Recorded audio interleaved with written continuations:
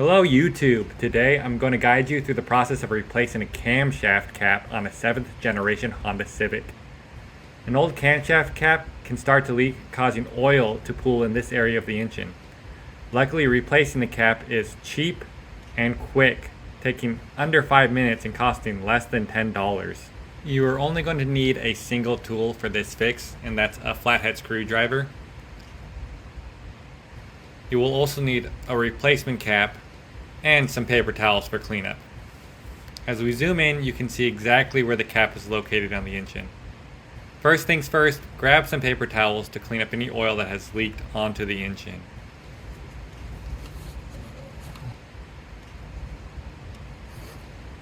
Once it's clean, we can grab our flathead screwdriver and begin to pry out the old cap.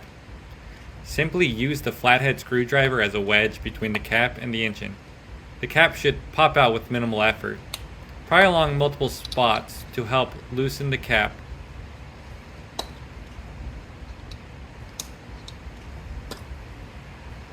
With the camshaft cap now removed, we can compare it to the new cap and see the source of the leak. The old rubber gasket is significantly worn and requires replacing. Reach into the engine to grab a small amount of motor oil and coat the new gasket before inserting it in the engine. Carefully seat the new cap into the engine, making sure to align it in the same orientation as the original, with marks positioned horizontally to the ground. Okay. Once you're happy with the positioning of the cap, push the cap into the engine to complete installation.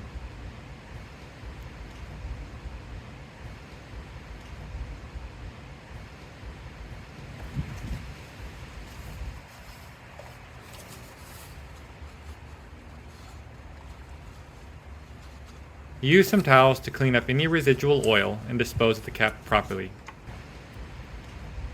Thanks for watching.